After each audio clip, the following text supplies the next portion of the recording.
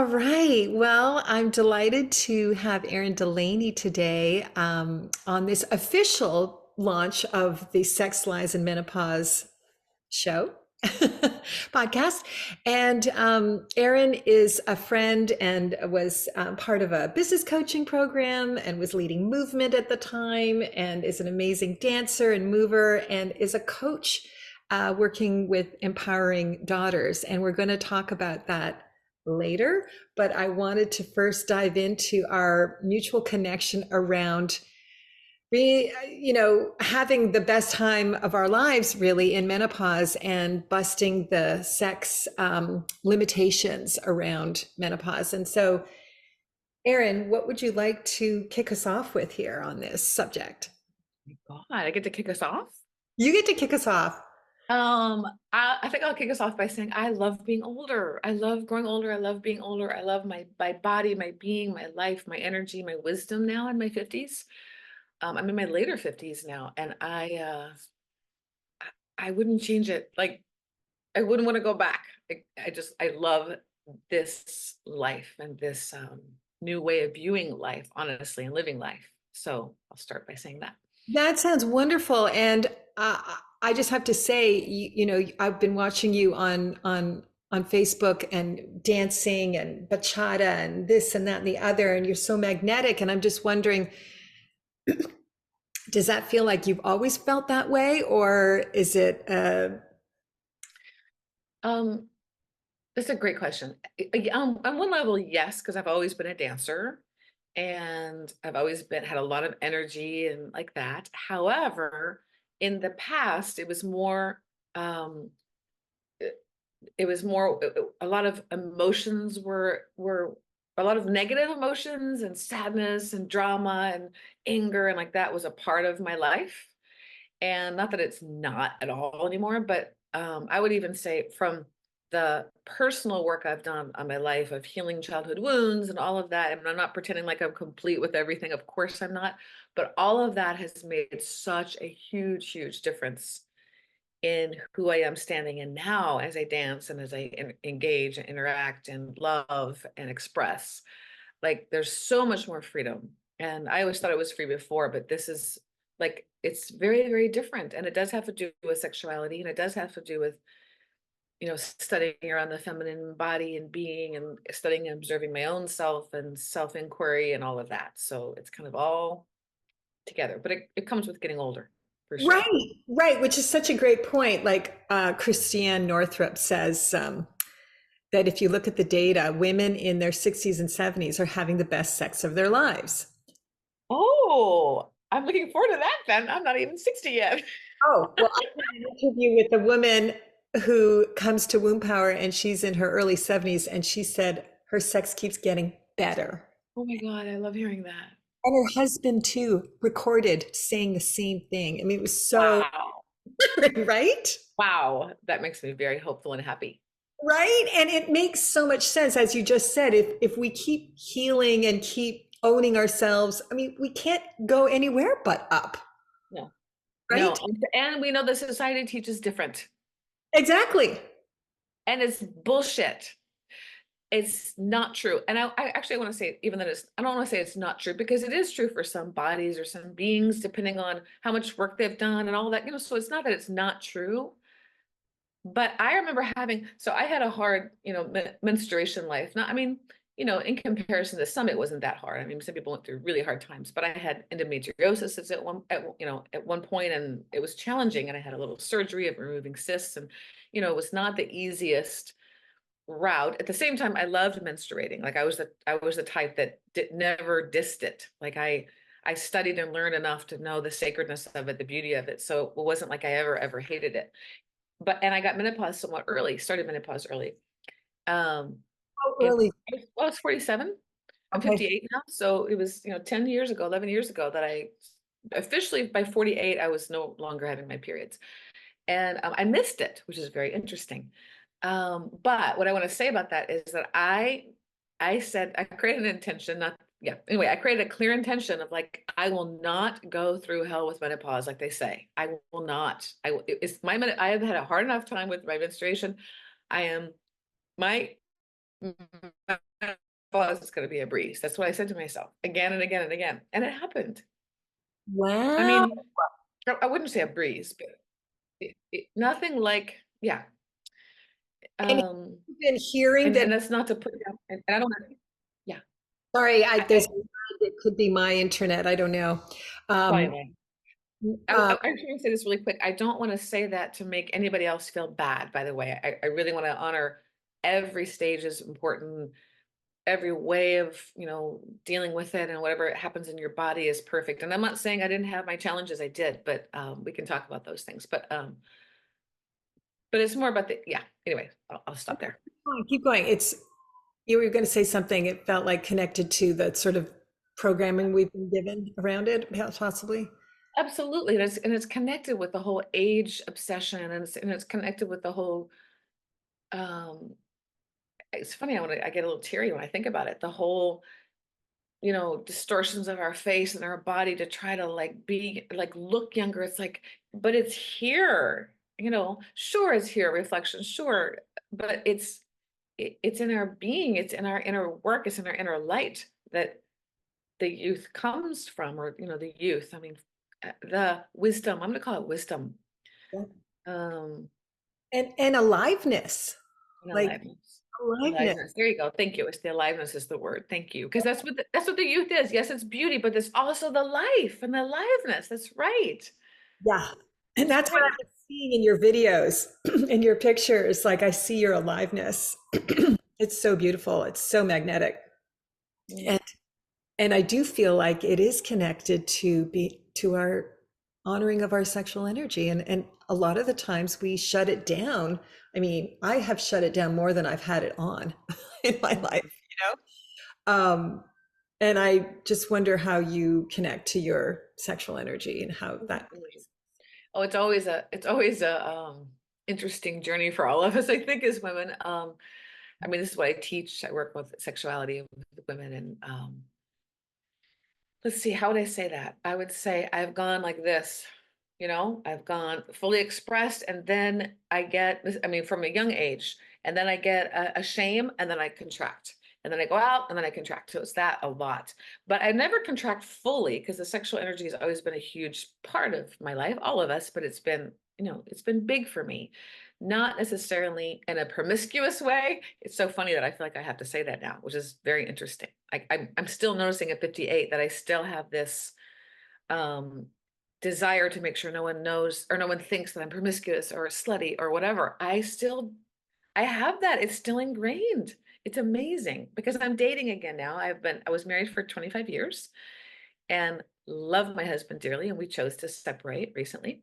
And so I've been dating for um, a year, which is trippy as fuck after so many years of not.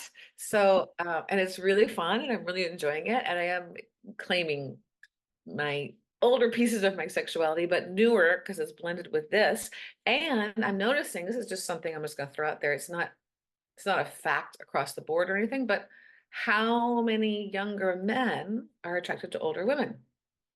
Now well, because we always hear the opposite, which is partially true too. Of course it's true. We always hear, oh, older men, they're always going for 25 and 30-year-olds. Yes and no.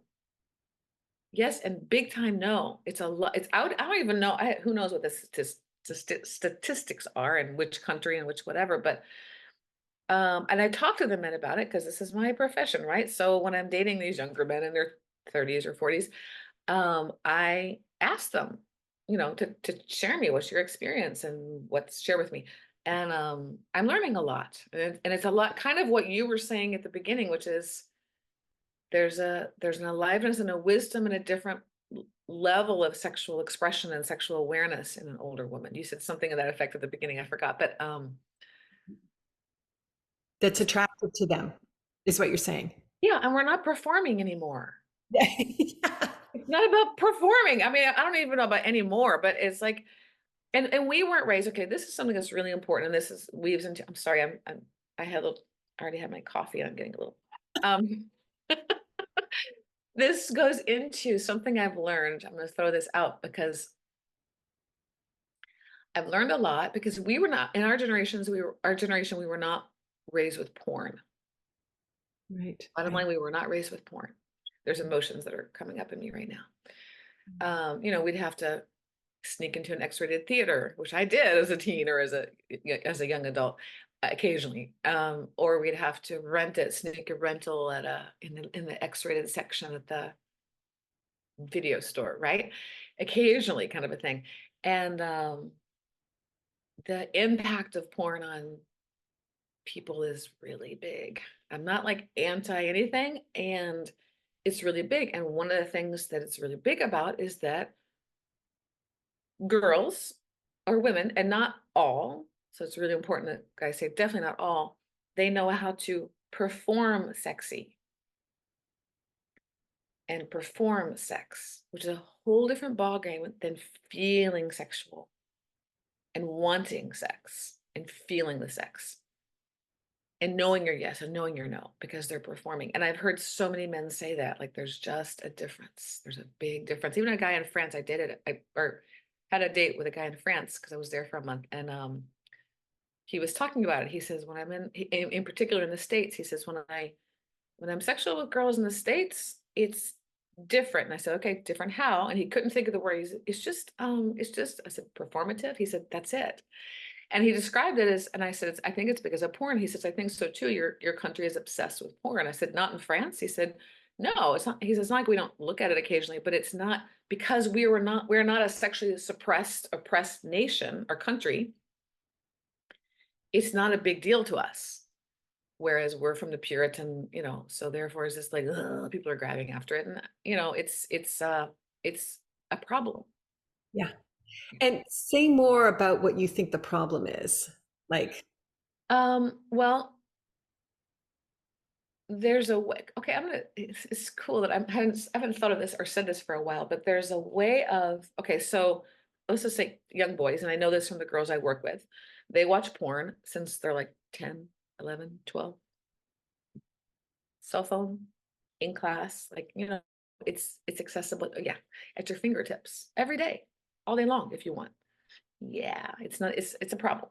So they're seeing certain actions and seeing certain ways, and then they get with a girl and they perform those actions and assume she wants those because that's what this thing does, whether it's whatever it is, yeah, whatever it is. And the same with the girl, she's watching it. Oh, I think I'm supposed to like that. So she doesn't know how to say yet. I mean, some do, but as a whole, she doesn't know how to say yet. No, I don't want that. I'm going to go for a straight one, which is anal sex. So I remember talking to a young girl and she'd had sex for the first time and it was anal sex because that's what he talked her into and said, you can't get pregnant that way. And I said, so how was that? And she said, well, it hurt, but you just deal with it. And I was like, okay, let's talk about that. So and here's what I think is the loop. So guys see this, they perform this, or they do this for a girl. She does it because she feels like she's supposed to. And then there's not a reciprocation. There's not, like, I believe even beyond the sex or a part of the sex. Yes, it's the sex, it's the physical, it's the delicious, it's the yummy. Yes, but it's also the energetic loop between two people. I mean, that's kind of a neo-tantra type thing, I believe, but there's this beautiful energetic loop that can happen. Even if it's just a one night stand, it generally can happen if you're somewhat present to it or just aware, or maybe not even aware, but there's something that gets connected. And there's also something that's so important about sex for most men, not all, most boys, male beings. I'm speaking, of course, heterosexual relationships here. Of there's so much to be received from a female who is in pleasure, like genuine pleasure. This is really important. Genuine pleasure, even if they're experimenting, as long as they know how to say, okay, that hurts, that's too much. Okay, no, that, it's fine. If there's moments of not pleasure, great, no problem. There's the engagement, there's the interaction, there's that getting to know each other. So, but if there's not that and there's just performative, they're not going to get fed by the female energy. They might have an orgasm, which they can do watching porn. So there's frustration and there's not the gift getting back. And she's frustrated. So of course they're going to go on to someone else and then they receive it again. Oh shit. Oh shit. But they don't necessarily know because porn doesn't teach about the female essence and energy and the circular energy that happens and the loving the female in pleasure for the most part. Again, I say most males that I know and talk to and hear about and read about, that's something that's really important to them. Not so much as, yeah, it's important to them. It's such a beautiful gift. So the female essence and light doesn't get deceived if they don't even know how to tap into it, their The girls own genuine don't know how pleasure. to tap into it, you mean? Say it again. Girls don't know how to tap into their own essence, and the boys can't either. I Something mean, of that sort, their own pleasure, yeah, because I mean, I don't the know that. piece of their essence. I'm not going to go, yeah, which is a huge piece of our essence is our pleasure. And I'm not talking just pleasure. I mean, Oh, we're talking sex here, but pleasure in anything, pleasure in nature, pleasure in children, pleasure in life, pleasure in fruit, pleasure in, our joy and expression and engagement with life is a gift to ourselves and to everyone around us. totally. And so you're saying the the girls are not able to share that in the moment with what I want to make sure. No, no, no. You're correct because if they're on the perform now, and I'm going to say one more time, many girls are tapped in, which is fabulous. I don't know the statistics, but so many are not because of porn. And not just because of porn, Aaron. Not Were you so much. at that age? I mean, I wasn't. Maybe you I was. were. Oh, you were? Good. Okay, so you were, but I don't know that that's also a norm either before porn. I don't know. Because to embody is what we're talking about. Embody our Embodied. the Okay. embody, right? Okay. And so, but I agree that porn has made it even worse because Okay. Thank you.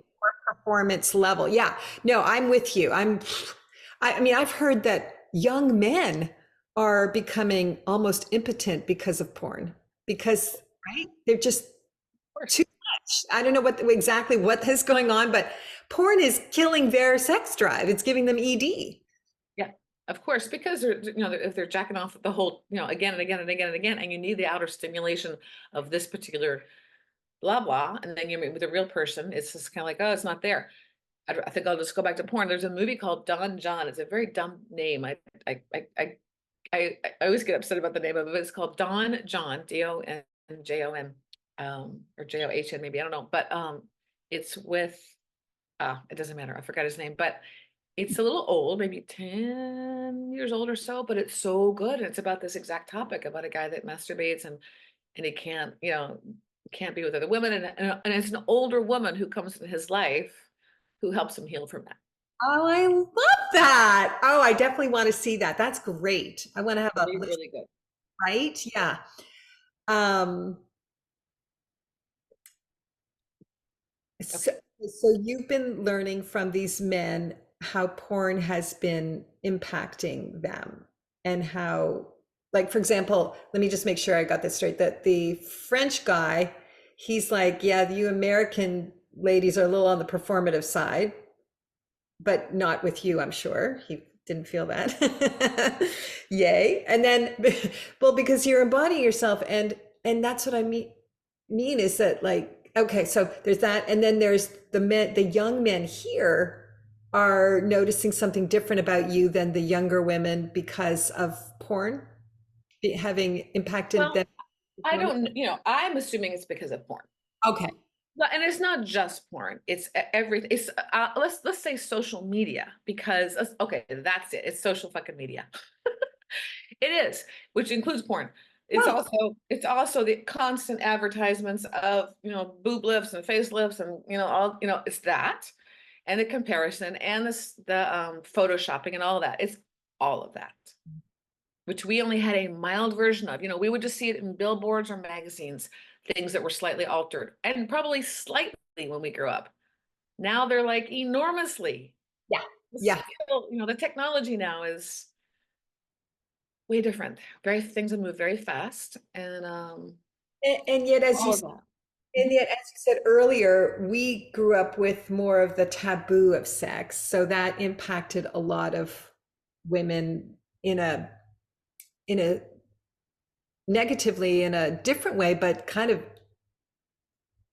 stunted the whole sexual thing and impeded our own connection to it for some of us. Not, I mean, Right. No, no. And yeah. Even if we were the type that was expressive and enjoyed sex, there was always a guilt for me. There was always a guilt and a shame. Like I shouldn't be, I shouldn't be. Okay. That's not fun.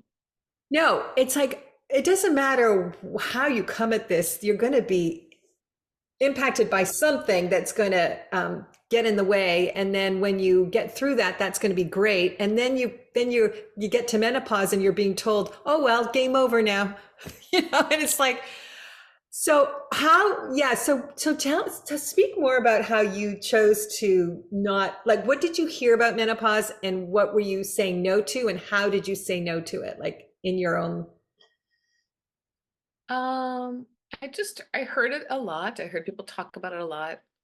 I have older sisters, and so older sisters and friends and things I would read or whatever. So I didn't like go out of my way to read about it that much, but I would come across things or social media ads or whatever. Menopause is horrible. Now, what's also true though for me, because I studied women's studies and like that, is that I also used to hear menstruation is horrible, and I didn't believe that.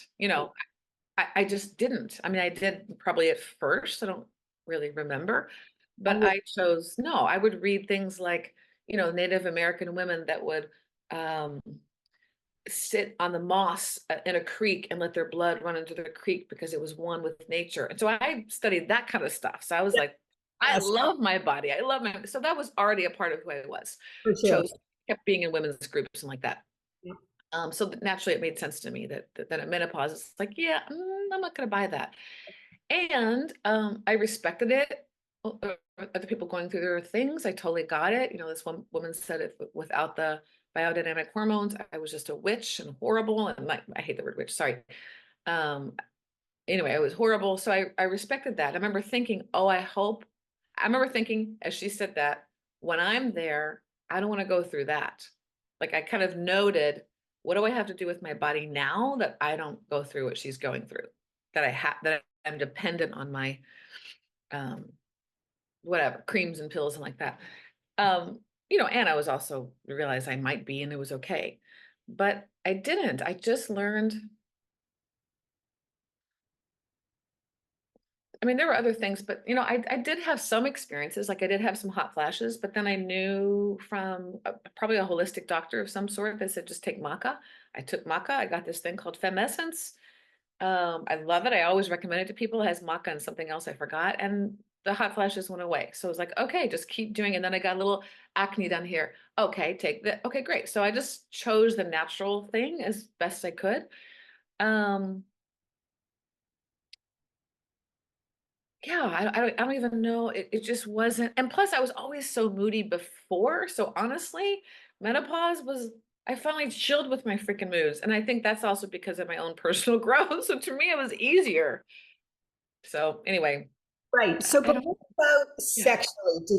Did you encounter dryness? Did you encounter pain? Did you encounter any Okay. of those low libido, dropped Okay. libido, any of that kind of stuff? Very important. Okay. Dryness, no. Strangely enough, that's not my thing, which I'm really grateful for. Um, but the sexual pain, though, is really important because but it didn't come with menopause. It came before that. And it went up until menopause. So through and I ended up discovering this is just 2 years ago or less than 2 years ago. I ended up finally finding the right gynecologist that's in LA that specializes in pain, sexual pain. I tried many things before, and I ended up having something called a very rare thing. She said, "Who knows? I could have had it for a long time." Called vaginal strep. So it's like strep in your throat. I had strep in my vagina, and it's very rare. So I had something called vaginal strep. She said, and it caused all these other problems like bacteria stuff. And so she cleared that and it took a while. We cleared everything and then working with the pelvic floor muscles.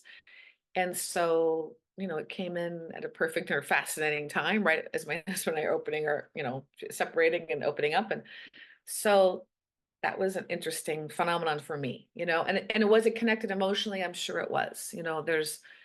This is not something that I'm shy of saying, but I mean, a little bit, but I'll say it in a way because it's okay because we both agree with it. My husband and I had an amazing marriage, compatible in many beautiful, beautiful ways, and sexuality was never our strongest thing. And I knew it from the beginning, and it's a very common story, very common story. So I don't feel bad sharing it because it's not about him and it's not about me. We just, our chemistry is lovely and sweet, but it was never,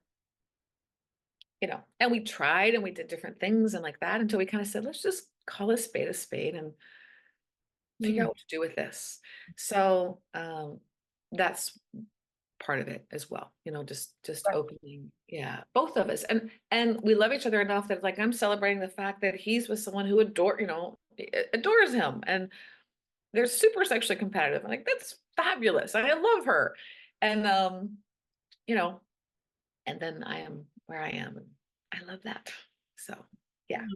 Huge, huge.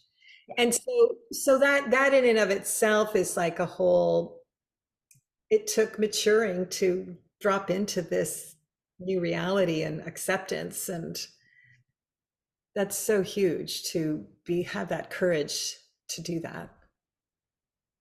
And yes, and if okay, I couldn't have done anything different. Oh, there's some tears now. I couldn't, like, there's a line of Byron Katie, and it may not even come from her, but like, um, how do you know you shouldn't have done something? Because you didn't. Or how do you know you should? Because you did. Like, it just is what it is. So I wished I had found this doctor earlier on some level. I wished I had pursued more. I wished I could have let go of my shame earlier. Because there was so much, so this vaginal pain, yes, but it's also intertwined with so much generational trauma. I felt that I had sexual healers work with me and I would tap into some sexual generational trauma. I mean, it was like serious work. And I remember one moment of someone working in my pelvic area, just the muscles around it. And I had such a clear flash of like, and tears, I was just sobbing, clear flash of, oh my God, like, of course, when they suppressed a female's sexual energy by shaming us and saying women aren't sexual, men are, and all this stuff we were taught, so much stuff we're taught.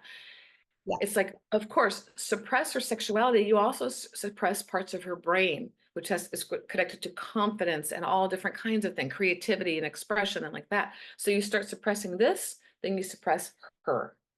But I felt it like literally as he was poking on a certain point, I could see it. And then the lovely thing about that is then I moved past it being my parents' fault because I was blaming them a lot. And it's just like, it's not my parents, it's the generational stuff and it's the societal stuff. It's like, I could free them from it. And I'm sorry that they went through that.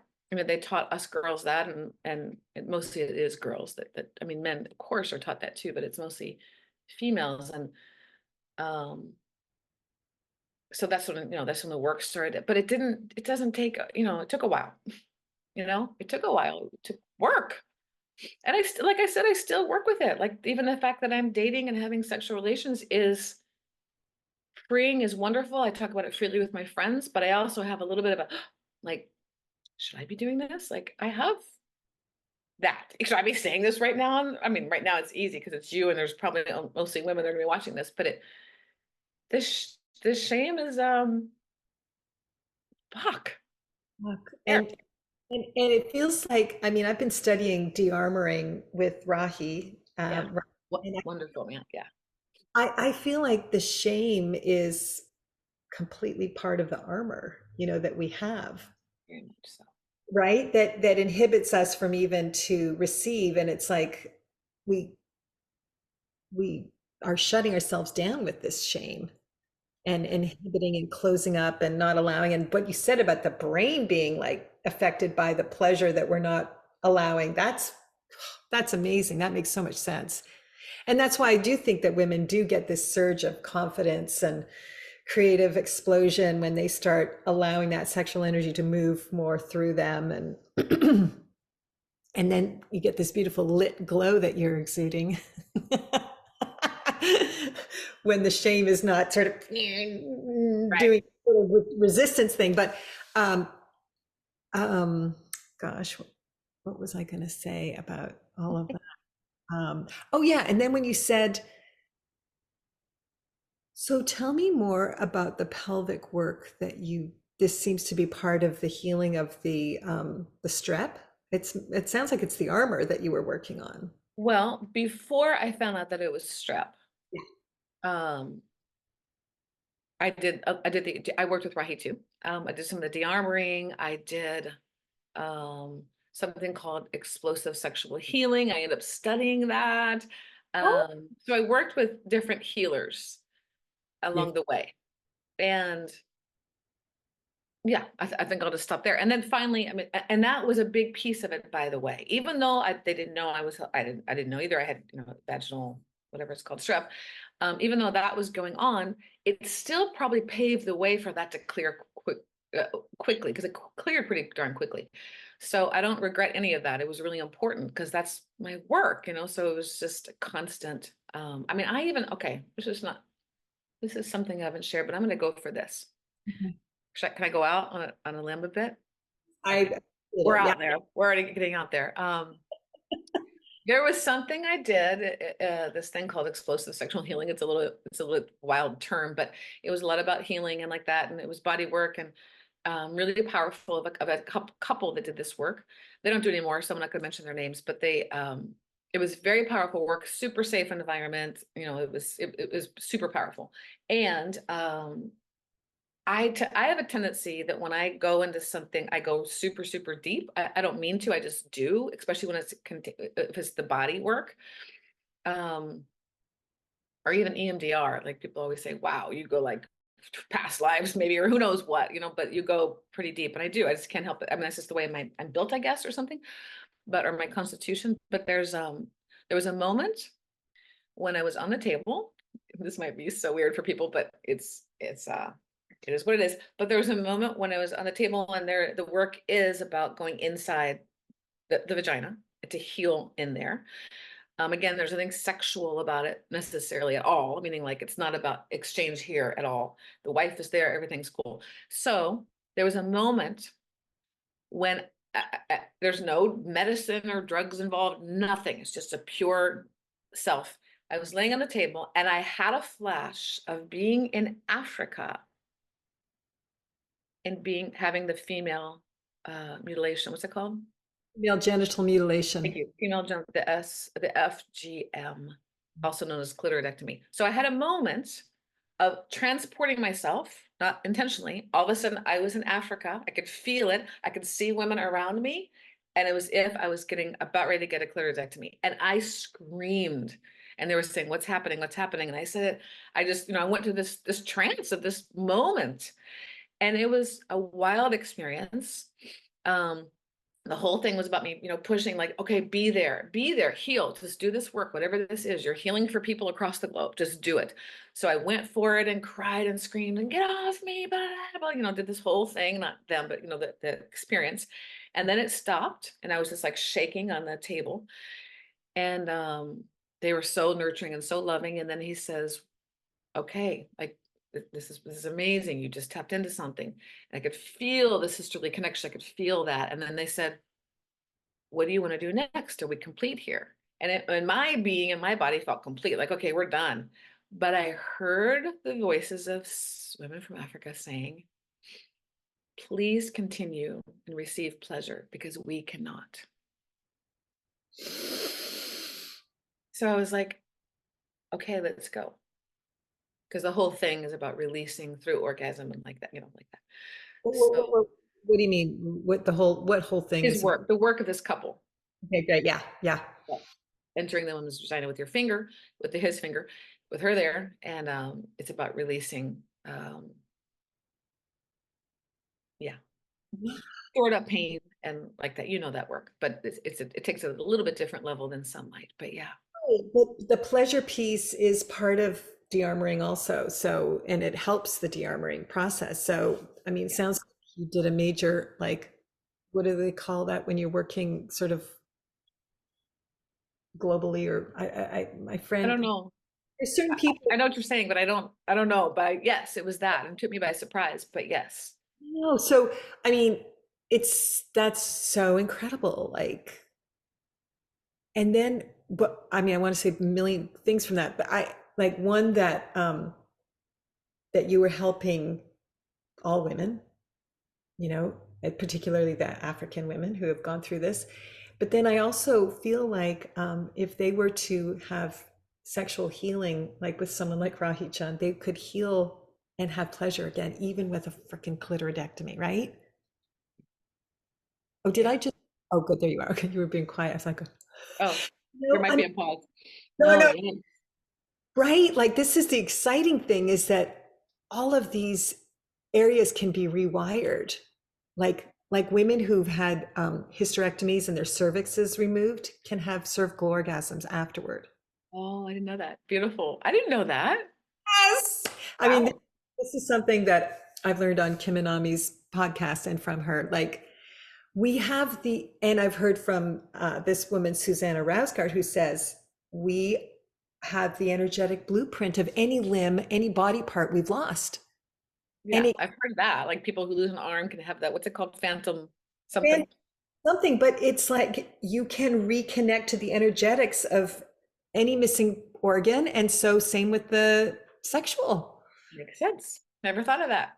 Yes, I know it's so empowering and exciting. And so doesn't matter what has happened, pleasure can be rewired, Oh, beautiful. especially if it's through shame and abuse. I mean, it can be taken away sort of non-physically and can be reconnected to. So, I mean, this is so what I'm hearing, and so this want to make sure I understand. So you're saying that you were doing physical healing that was connected to your own trauma, as well as on a global African women potentially level, as well.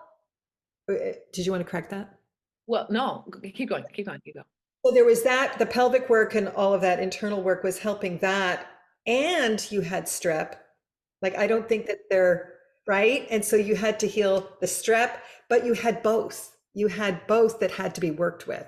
Yes, and it's so interesting as you're saying it. Like, what if this is the first time I've had this thought of like, what if I wasn't meant to clear the strep yet because I had to do all this work not only for myself and my lineage. Whew, there's tears.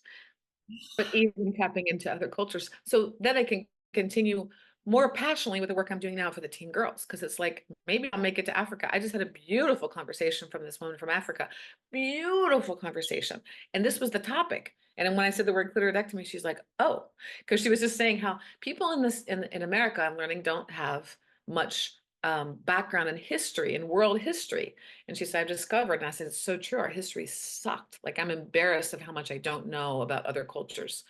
And I'm learning more and more and more, and I just keep opening up. But when I said the word clitoridectomy, she's like, okay, you know something. I said, well, this is my field of study. So we had another layer of conversation. So anyway, going back to the thing of maybe I wasn't, it goes back to the thing of the should thing of like, oh, maybe I Right. wasn't meant to heal the vaginal strep to freely have intercourse without pain, Right. but the things like this. I wouldn't have done the work otherwise. Right. Right. Who the It's fuck wants to do this work? It's not fun.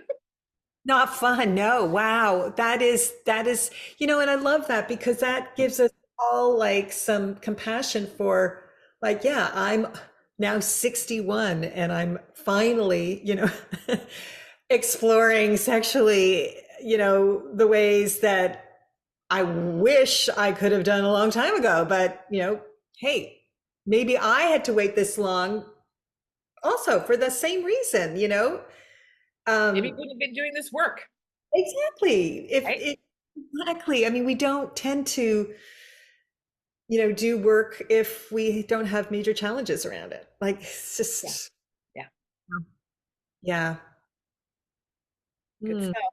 Goodness. Oh, My God, I could talk about this forever. Not ever, but I could go on and on about it. So, I, and I'm still learning. I mean, it's like I don't, yeah. there's still so much I don't know. There's so much we don't know because we haven't been encouraged to explore this part of our body. And this is one of the things that I'm learning the most is that like there's this, like you were talking about pleasure. It's like we need to receive pleasure in all parts of our life in order to really be able to receive more, through our erotic energy. Like that's just, you know, we don't have, I should speak for myself. My pleasure ceiling has been really low. And the more I receive more, I just feel like it's all working together, like the pleasure, right? Um, Where was I going with that? I'm not sure. I Uh, like, oh, go ahead. I like the way a friend speaks of it as just being turned on by life. You're yes, turned like being turned on all the time just by life and emotions and people and things and love and and that is one thing I realize is that I would say, oh, I've been so, non-pleasure focused my whole life, it seems. And yet I've been turned on by lots of things that weren't necessarily sexual. Like I could get excited about lots of things. So it's like recognizing where I have been turned on by yes. life, you Because know. since I have known you, which is like what, at least 10 years, Ah, right? Probably more. yeah. Um, yeah, about 10 years probably. I've always known you as being a turned on, lit up woman. Truly, always. So it is true that it's not just about sex. That's like so important to know. Because It's some women may be in menopause and super turned on by life and like that more than they ever were before, but they don't choose to be sexual. And there's nothing wrong with that. Or they just choose their own sexual pleasure in their own ways. That's exactly. fine And too. and this is where I'm having trouble disattaching from like those that don't feel it's important to connect to their sexual energy because they're getting fed in other ways. Like because I wasn't connected to my sexual energy, I feel like everyone should be, Right, right, right. right, right. And so yes, I was turned on by things up until, the last 5 years or whatever it is. But um, and I do feel that I just don't want women to think that it's not important if and resist it. If they feel like you don't want them to feel like it's too late. Yeah, exactly. It's not too late if you want it. Now I've talked to some women, they're like, oh no, I am done. And I'm like, okay, who am I to say you should be doing it? Right. That's okay too. Right. Yeah. Yeah. I mean, there's just that thing of, and you don't have to be, but if you choose to be, I totally get it. Or even choose, not to even, like, I know I don't have to be, but I just don't want to put the energy there.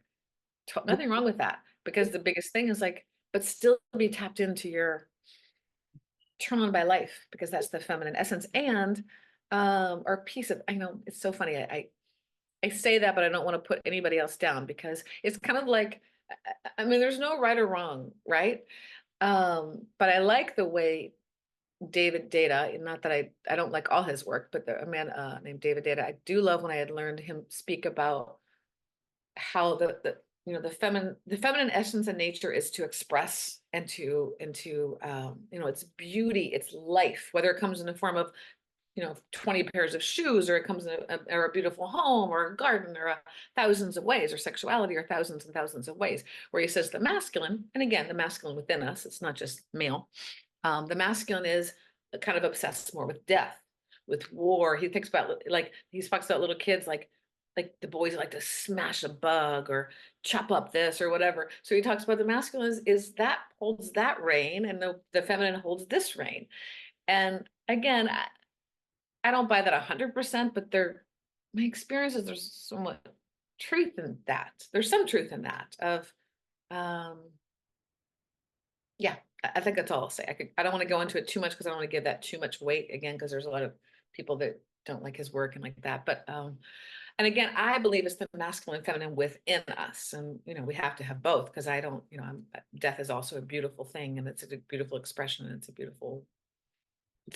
Like, I love death. Meaning, like, I'm not to say I love death. I'm just saying I like it when things end and new things begin. I'm not talking about people dying necessarily, although that is a part of life, obviously. But I love change. This dies and this, I love this, but that's also still the flow of life. What begins anew is the new that I love. Like, that's why I love change. It's the new that I love. Some people hate change. I love change. So even as I grieve, even as there's loss, of course. Wow. Okay, that's a whole other topic. So No, but I like that you brought in the finding the masculine and feminine within because that's a whole thing, yeah. you know. Um, Can I say one more thing about it?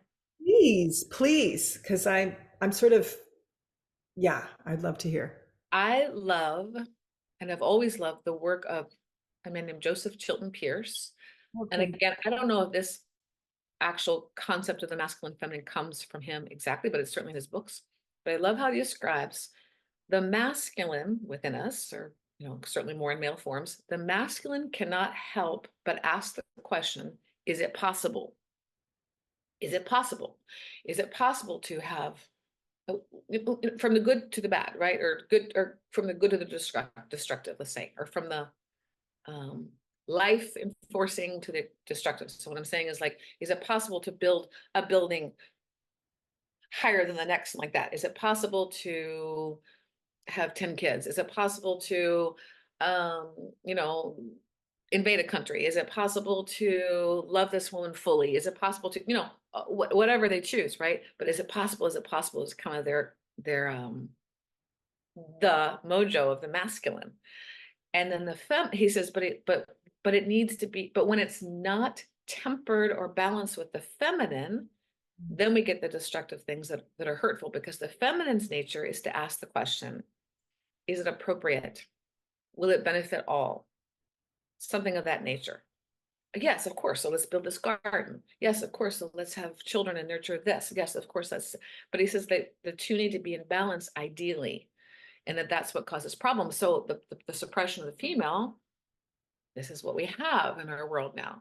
So, and I don't hold it as bad, because why? It's just like I hold it, I've learned, this is one of the things I've learned so much in my growth and my evolution. And not that I don't have more to go, I could keep saying, but like accepting what is and then going from there. Because I'm not one to just like criticize. I don't ever criticize men as being bad or criticize this. And it's just aware of, like, oh, well, that's interesting. And now what do we want to do different? And how can I contribute to that path?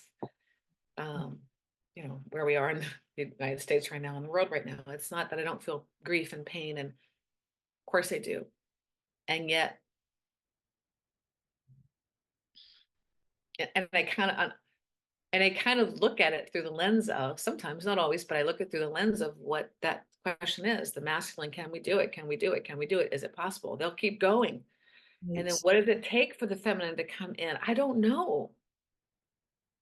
Where are their wives of these leaders? Where, like, I don't know. Like, I don't know the answer to that. But what does it mean for our feminine power, whether it's in a female body or a male body, to come forward and start to help alter things?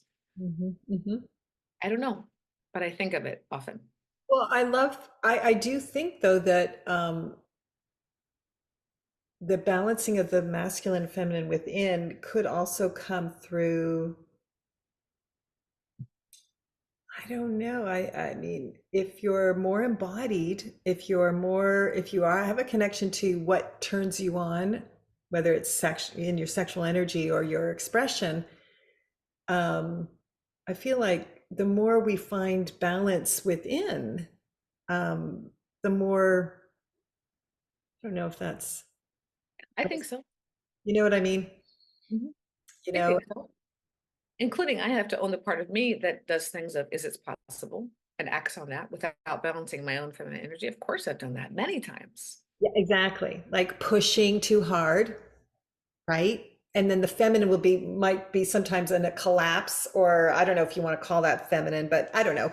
Regardless, I mean, there's, The uh, other half, the other part, the other duality within us, left yeah. brain, right brain, whatever we want to call it. But yeah, there's the other part. And I really do have to pull that in sometimes. Erin, is this appropriate? Is this beneficial to that person and that person? I mean, I'm not saying that every choice we make has to be beneficial for everybody, but like, what's going on here? And the time, and I know, and believe me, I have a destructive part of me. I have there's parts of me that are very masculine. I used to be much more masculine. Oh my God. I was like the boy of the family. I have two older sisters and a younger brother, and I was the boy of the family. Like, really, I was just like rough and like kind of foul mouth and hyperactive energy. I really was. My mother used to tell me, you don't she said, you're a female, but you don't act like a female. She used to say it to me. It was really disturbing. Now I'm fine with it all, but I said, what's that supposed to mean? She says, well, you don't follow the rules and you don't blah, blah, blah. I'm like, yeah, no, that's not me in this lifetime. But I get it. But that's, and again, when I think about it, it's funny, the first time I've said this out loud and aware of That was her understanding of what a female was. It had nothing to do with pleasure. It had nothing to do with sexuality. It had to do with following the rules, being a good girl, looking right, wearing the right clothes, Yeah. looking pretty, looking pretty. Still to this day, and I love my mother. My mother is 89 years old, and me and my sisters are, she's starting to get dementia. And me and my sisters are talking about it, taking care of her and my dad. And but we're talking about more of the things that we learned that were off. And but one of which is hearing my mother say, she was talking about some man that was in love with her, an ex-boyfriend, till he died. And she said, he loved me because I was beautiful. Because she's really, really beautiful, by the way. She was a model. And we were like, Mom, he loved you for many other reasons. Like, still to this day, she is attached to it's because of my beauty, and doesn't even look at her intelligence, her heart, her wisdom, her music, all this other life force she has. And she's fixated on the beauty thing, partly because of my father, partly because of society. My father is utterly fixated with beauty, and it's been maddening for all of us. It's been painful and hurtful.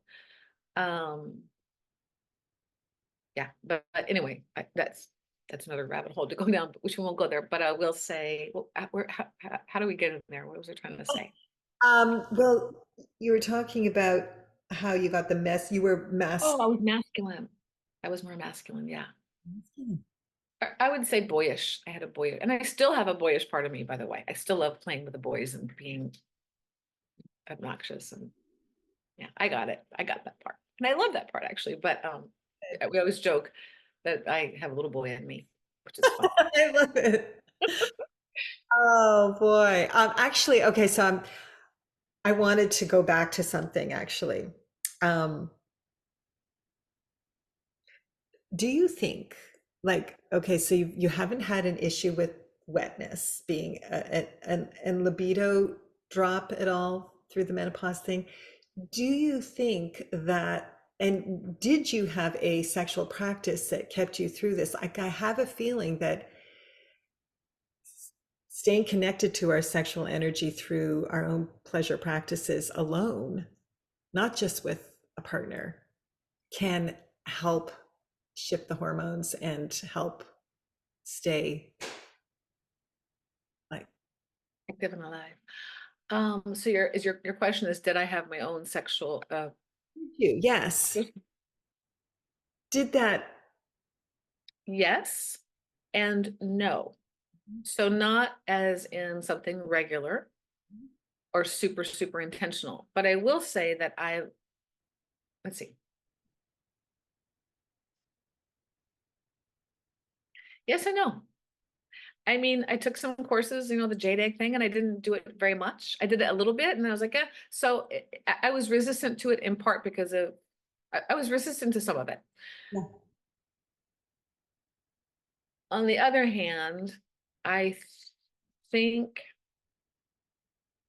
for me, I'll say two things. There's different kinds of times when people masturbate and know their body. I knew it since I was 5. So I remember having my first orgasm when I was 5-ish, maybe Nice. 6. Clearly, I just knew, I don't know how, but I just knew to tap into that. And so therefore, it's always been a part of my life. But it hasn't, but it's just been a natural part of my life. It's not like something I had to focus on and figure out how to do, honestly. So therefore, I wouldn't say that I spent enormous amount of time focusing on that. Great. Meaning it was still a part of it.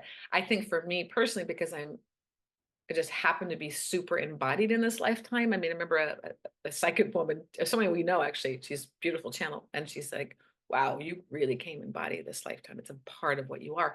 So therefore, the sexual expression came out in all different kinds of ways, or that chakra energy. Yeah. So then maybe because you've really never lost that much of a connection to your sexual energy and your embodiment of yourself. But I did actually sexually, I did. And in fact, there was a time when I was still married, and maybe I'm officially still married, but in our marriage, that I did have the thought, oh, well, I guess I'm not gonna be sexual anymore. I guess I'm not gonna have sex like I always kind of wanted to go back to the sex I had before. I guess this is not gonna be a part of my life.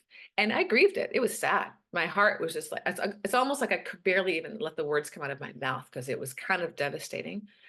But at the same time, because I'm more embodied, it wasn't like I gave up on life, Right. and I did it from like for instance, you met me when I was dancing on the stage, that my sexual energy was with the audience, and it was with my body, and I would swim and all the time, and like, so it wasn't like I wasn't embodied and I wasn't in my feminine expression and like that. I was. Yeah. Um, and I had my own releases, and yes, I did masturbate and like that. So it wasn't like that was lost. But that one aspect I was willing to let go of, like you're saying, some women that say that, I know that place because I was there. I'm like, I guess for the rest of this lifetime, I might not have great sex again. And I was okay with that. I wasn't 100% okay with that, but I embraced it as a possibility. So Okay. I've been, So you've been where you let go of the possibility of great sex, but you still continue to masturbate. oh yeah, of course. That's what I mean, though, is that I think that many women who didn't have as strong a connection to their sexual energy dropped the whole self-pleasure. Oh, everything. Oh, got it. Okay, got it. Yeah, no. No. Yeah. And so this is what I think has contributed to your decreased issues around menopause. That's my theory. I like that theory. You might be, you know what? I've never thought of that before. I mean, I think that I know that I'm not the only one who thinks that, but I definitely know for myself that the more I have to put intention in having a self pleasure practice. I just do because I've spent more time not having one than having one. So, and I know that, and I haven't been in that many relations. I have an exploration partner now, but that's like once a week or every 2 weeks, or maybe a month will go by because I've traveled or whatever. But I feel like my personal reconnection and revitalization is is helping my low libido and dryness and those issues shift because I'm intentionally connecting. Now, it sounds like have always been connected on a foundational level, Yeah. right? And it shows. Like it just shows. Like that to me is the fountain of youth for us. Is Hmm. this reserve of energy. And yes, it doesn't have to necessarily be sexual, perhaps, but I think it's pretty darn important. Yeah. Yeah. And it doesn't mean I'm having orgasms. I'm just connecting to the energy, feeling the energy. That's another thing I've discovered is that, orgasm is wonderful, but it's not the only way to connect to pleasure, Not right? at all. Not at all. And as you're saying all this, I'm also aware of I've always had women's groups, and there's something that's really valuable around being with women. Yeah. Touching, caressing, cuddling, just and talking. There's something about the female energy. Like whenever I would have my husband always we would always have great sex after I'd been at a women's group. And it's just, it's not that we were sexual with the women, but we were sensual and we were just in the engagement and there was blood flow and there was just this energy.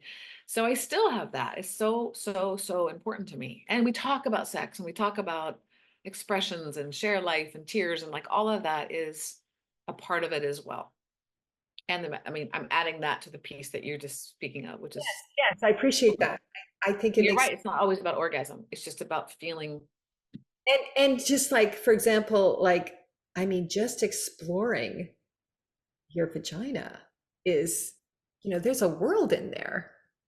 And just making contact when especially you haven't, it's like I have a client and it's like she is like almost, I mean, she's almost being rewired just by like, oh, I can touch myself here, and Mm, wow, I'm feeling this interesting tissue sensation and crevice or whatever. It's like, it's huge, mm.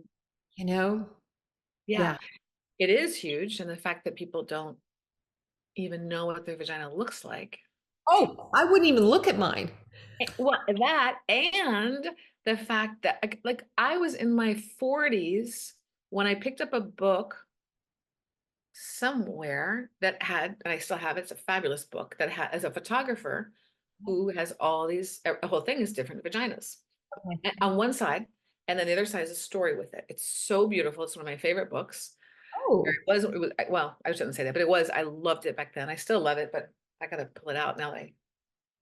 well, do let me know when you find it because I think that sounds pretty amazing. It is amazing. And I've taken a lot of pictures of it. And then I started to explore it. And this is one of the things I do with the teen girls in the course, which is the first time is like, I don't want them to wait till they're 40 or 50 to know that there's like 1,000, a million different kinds of vaginas and they're all fine.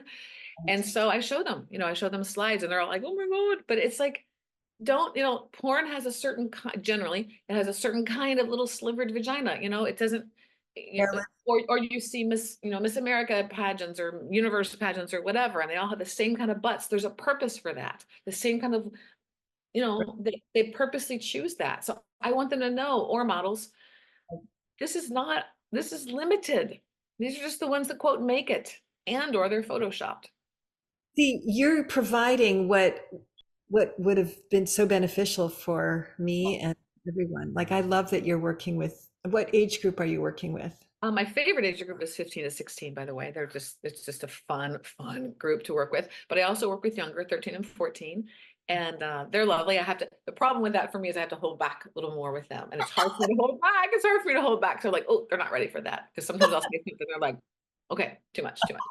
So, and then I'm also working with 17 to 23, that's new for me. And I'm loving that as well, like a lot. But I love that place of 15, 16 when they're just starting to become sexual. A lot of them are, not all of them, or they're thinking about it or whatever. And the questions they ask are phenomenal. It's my favorite. So my courses and or 101 is that, I give a little, I guess some content, different focus from menstruation to consent to body awareness to loving your body to how to self-regulate, like all of that kind of stuff. So much good communication skills.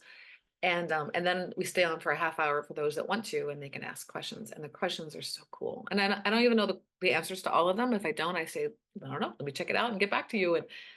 But they're rich, they're fun. And I think, where else as a teen did we ever, I never had a person to go to for this. Most of us don't have a person to go to. You don't want to go to your parents, or, I mean, some people do, but for the most part, they don't go to their moms with these kind of in-depth questions. And or exploratory questions. They're just the coolest. And I love it so much. I learned from them. I learned from their questions. I learned from what they're going through.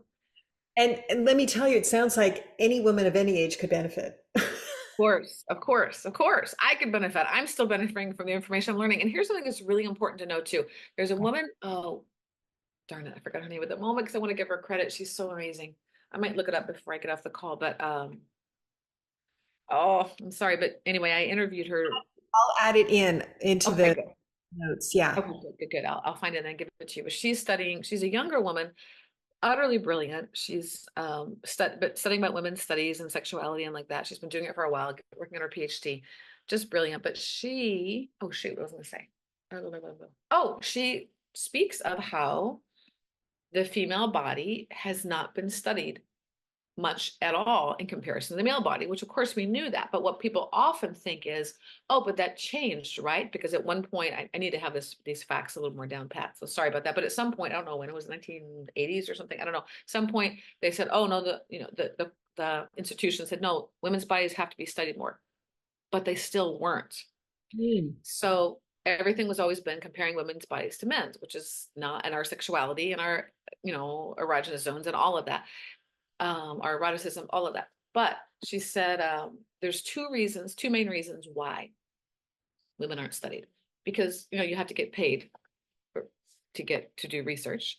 So she said people don't want to study women because, number one, we're way more complex. She said we're ultimately four different women, is how she describes it, with our four different the parts of the cycle. Slightly exaggerated, but I hear what she's saying, and she goes elaborates on that, like why. So it's like, well, when do you study them? At which part? And at any point, as you're studying them, they could start their period. And the second reason, at any point, they could get pregnant. Unless you're menopause. But so therefore, your study and all the money you just had is just like out the door. So she said those are the two of the main reasons, because we are more complex. And I like to say we're more complex and we're more rich, much more rich. And so people kind of stay away from it. And so she and, a group of many other, females are trying to change that. Great. So it's That's important to know that even we don't know enough about our own bodies. So how can we exactly. expect? Yeah. Yeah, and so that's we need to take the time to explore and get to know our own bodies. Yeah. I want to ask you actually, so what is the impact you're having on these young women?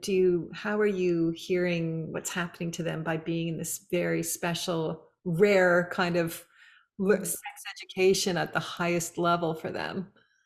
I don't know if it's the highest level, but it's Yeah. definitely beyond what people are experiencing. But um, I hear it makes a big impact on their relationship with their mother. So they're like, my daughter's opening up to me now. She's trusting me more and like that. So I hear that a lot, which is beautiful because I always say like the mother needs to be a safety zone for them. It's not that they're going to tell you everything. They shouldn't, frankly. But if they know that you're safe place to go to, that you can even tell your mistakes to, like I fucked up with this, or I probably shouldn't have done that, and you're not going to get off, crazy about it, but you're going to hold space for them. Like that's really, really important. So I work with the moms too, by the way. Um, That's- and yeah, I love it. I love it so much. And but the other thing is, well, one of my favorites is that a woman from Australia, because I worked with a group of girls in Australia, she said, guess what? My daughter's studying in college now, women's studies, because of her work with you. So that one was just like, fucking, oh my God. Like that was a great compliment for sure. And it's funny. I don't know because I don't follow up so much. I mean, I'll tell me, how's your girls doing? How are your girls doing? Um, I I mean, should probably. Mhm. just curious, do they come in with certain concerns and issues and like are they dealing with potential rape or lack of consent and pain? No, no. At least not yet. Doesn't mean Okay. they won't. So it's not that they come in with issues necessarily, and they might, you know. Mhm. I mean, the main question that the girls, a lot of them are not sexual yet. Most of them are not sexual yet. Some of them are, and the ones that are the ones that ask more questions. But one of the main questions that's asked almost every course I teach is, does sex hurt? Or why does it hurt? That blew my mind. I did not even know. So that's a big one. That's a huge one. Things like, can I have sex while I'm on my period? Will that hurt? Um, oh my God, so many questions. How do I know? I love this question, by the way. This one woman, she was a young woman. She was more sexually expressive. She was bisexual and more expressive, so therefore she had a lot more questions. But one of the things was, how do I know? She said, I like dressing up and feeling sexy sometimes for sure. I love that feeling. And she said, like going to a party or something. She said, how do I know when I'm dressing and acting sexy for other people or just for me? Oh, what did you What a say? great question. Fantastic. So that was a dialogue. And then I said, okay, now we're going to go to this. It was so fun. And it's not a black and white answer. So therefore we had a discussion. It's the discussions that are so important. Another one of my favorite ones, this one's going to be, I might get a little emotional with him because I was so moved by it. I was moved by the direction we went in. So she said, there's a guy in my class who, when the teacher left the room, he pulled up his cell phone and he turned on a video of his girlfriend playing with herself or being sexy. And I don't know if she was fully masturbating, but she was being sexy and playing with herself. And so I just stayed with the question. I was waiting to hear what her question was. Like, okay. And she said, and the guy behind him looked over his shoulder and saw the video. And the guy said, oh my God, that's so hot. So, okay, there's a scenario. And then but her question went to me was, why did that guy think it was hot? Now, I want to say this because it's so important. Um, as a teacher, as opposed to if it was my child asking the question, um, my job is to listen to their questions first, to meet them where they're asking the question from. It's not always easy, but that was her question. It wasn't like, is this right? Is this wrong? Is this dangerous? Is that she wasn't asking that. She said her curiosity was like, whoa, why did he think that was hot? And so I answered the question, and it was so beautiful and rich. We opened up this dialogue about female pleasure. And the whole thing was, I said, well, it's a great gift and it's beautiful when you see a woman in pleasure. And we all started talking about it, and then the girl started to admit, like, does that make me gay if I think it's like I like seeing it like in porn or something? I was like, nope.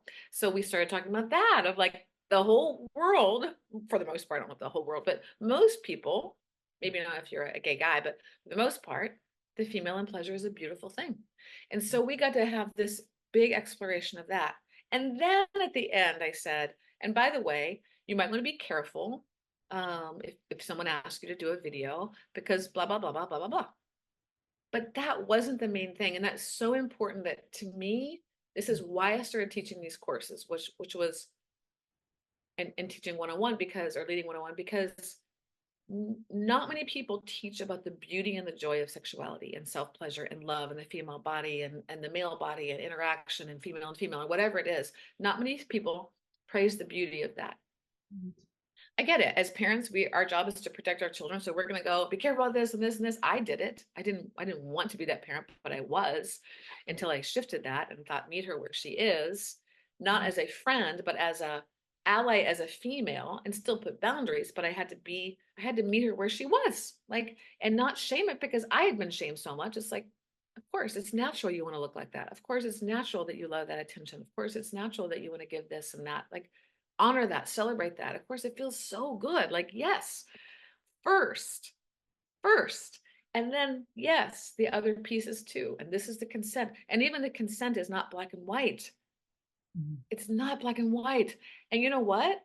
Because of my dating now, I know that more. Whereas before when I taught it, I kind of knew it, but now I'm like, whoa, there's so many nuances. I didn't even remember.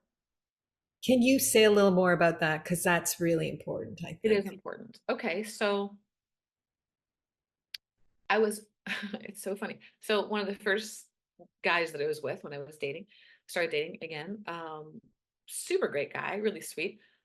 But when I was with him, we were just hanging and watching a movie, and then we started being a little sexual. But the first thing was just, can I kiss you? Sure. The minute my lips touched his, I knew I didn't want to be sexual with him, and I knew I didn't want to kiss him. It just wasn't. I didn't like his scent. And it's nothing about him, by the way. I'm just saying, tapping into me. It's not about another person because he was very kind, listened to everything I said. It was not about any pressure. Nothing in that situation was it about him pressuring. I would be really clear about that because it was about my learning. So I went towards him to kiss him. I knew within 2 seconds, no, I don't want to kiss this guy. Oh, no, this is not enjoyable. No, don't like it. But I stayed for a little bit. And then I pulled away.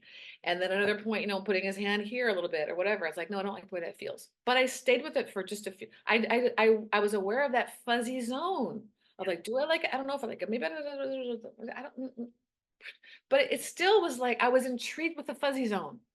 And I was also intrigued with even more so, I already knew it was a no. It wasn't really fuzzy.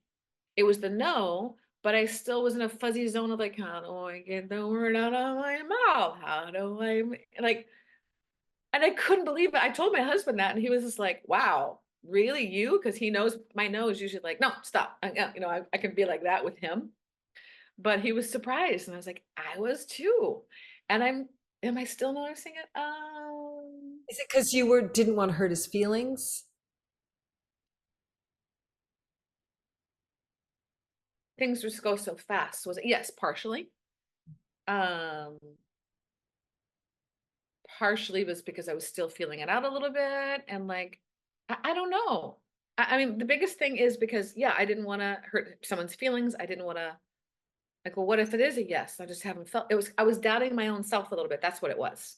Right, It's right, a no, but what if it is it really a no? What if you just think it like, who knows? Like we're talking like less than a minute. We're talking like a minute. Let's say it's a minute. right. So much goes through our head. And I'm So thinking, I'm an adult. Can you imagine what teens feel like? Oh my God. totally. So I needed to have that experience. I don't Yeah, think I have it as much anymore because like this just choose different, but as first as I'm starting, it's still like this wonky zone. totally. So That's great. Thank you for sharing that. Yeah. Gosh, I wonder if there's anything else. Is there anything that you always, but um I mean, I do want to go back to the sex lies and menopause and just say what did you cover the lie that you said that yeah, the menopause lie, right? That was the one that you oh well yeah, I did. I covered enough of just saying actually I would say the lie being that I told myself that it'd be okay if I never had sex again because I wanted to keep the marriage and I wanted to keep the good things about it. That's a big one, That's a big one. Yeah. like giving up a part of myself. Right. And so you did feel that loss of that action, even though you were still being juicy and dance and this, and that, and the other. And Oh, yeah, I felt it. Oh, I wanted it. I longed for it. And then I would cut it off a little bit, like, no, just enjoy your life. You're having a great time. And I was, and I did. But oh, it was constant. I was constantly longing for it. And I was looking for it in other people. I mean, I didn't have sexual affair at all, but I had emotional affairs and I had fantasies of, like, oh my God, I would get very close to a man for sure, one in particular. And so there was certainly um the activation was there. And then I couldn't, the only way to release it was with myself. And both sexually, but also swim. I used to swim. I would have this sexual activation, and I was like, partly because I have so much energy, I would have to just swim like a crazy person or go work out in the workout room. Like that's how I dealt with it. And I feel like men must go through that all the time. yeah. I feel like it was tough to do men. As a matter of fact, I'll say something really quick is when I was pregnant, which is so funny, my libido was like off the charts. And I really felt like, oh, I know what it feels like to be a man. I remember I was living in Mexico then, um, and walking home, walking to the bus because I taught English in schools, and I was walking to a bus stop, and then like looking at men, is like, oh my gosh, I want to have sex with him and him and him, and I'm like, oh my god, what the fuck? And then I turned around and looked, and there was like these magazines and a magazine stand like of sexy women. I was just like, oh my god, oh my god. I mean, I was just like, this must be miserable all the fucking time for a man. I had compassion, and ironically, I was with a husband, by the way, my husband. I love him. And earlier in our marriage, his big thing was this classic yogic thing, which was he only wanted to have sex once a month. Yep. And I love him. And I thought that was superior. I mean, I really thought, oh, you're superior. I didn't say it out loud. You must be a superior sexual person. And I must be this is really important, actually. I must be what my mother always said, too sexual. And that was, by the way, what I'm not going to say damaged our marriage, but that's what created the opportunity for me to do this deeper exploration. Didn't damage it, but it's certainly what cut me off and Right. and pulled up the shame Right. that lingered throughout the marriage.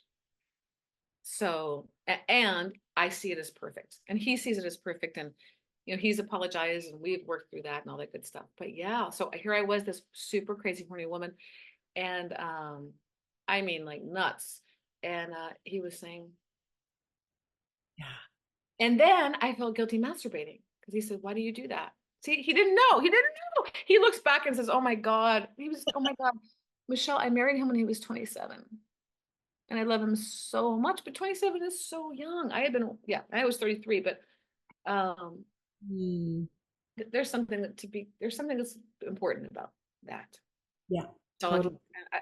I don't have the answers to everything yet, but there's And yet you're helping to change that by, educating young women to be more in ownership of their sexual energy. And, men hopefully are going to have that modeled for them as well, so that 27 doesn't have to be too young to get married, in terms of, connecting to your sexual energy, right. right? And can you be honest through the whole thing? Because I wasn't so honest. That's there's the lie too. I just kept shutting it down and shutting it down. No, I'm wrong. I'm wrong. I'm wrong. I shouldn't have this. I shouldn't have this. To the extent that I didn't want to have to the extent that the vaginal pain came. I think it came from that. Honest to God, I do. And generational, because I was supposed to do this work. Again, I blame no one. I see it as perfect. Right. I hear what you're saying. Like, I do feel like that created armor. Okay. Oh, it definitely created armor. Like I like I had to suppress it because the vaginal pain came at about 8 months pregnant or 9 months pregnant. That's when it first kicked in. Right after this surge of sexual energy and clamping it all down. Yep, with Yeah. tons of shame. Yeah, that There's makes, something wrong with me, shame. Yes. well, I'm just so thrilled that you did all the work to get to this place of uncovering and decoding that, because hearing these kinds of stories, it so seems so unique and specific to you, but there's pieces that so many women, I think, can apply to themselves and see if Yeah. maybe something's going on there for them. Hopefully they'll find something and yeah, because yeah, Well, Erin, thank you so much for what you do, what you've done for yourself and what you're doing for young women and what you're embodying now for us all to be inspired by. thank you very much. This has been so rich and powerful. Thank you, thank you, thank you. My pleasure. All right. Until next time, we may have to come back and continue the conversation with new insights and growth, Yeah, right? for Because sure. we're expanding journey. Yeah, yeah. Can I just briefly, oh, because we're probably going to do this in a No, follow-up. I think I'll just briefly share my work in case people are interested in with the girls. Okay. yeah, we've been talking about it, but do a succinct. Yeah. The main thing I'll just say is just you can just find my work at empowered-daughters.com. Empowered-daughters.com. And there's a beautiful when you sign up, there's a beautiful fact sheet to give for girls, how it called you, your body and sex, the essentials for young women. And I've heard a lot of mothers say, oh, I got this for my daughter, but it's for me too. So Exactly. I narrowed it down to just like I thought, because the mother, really wanted to make sure her daughter knew everything. I was like, well, let's just narrow it down because sometimes to one page, a front and back page, that's it. Because they want to give them books and like that, which is great. I'm all for that. And the girls don't often look at the books.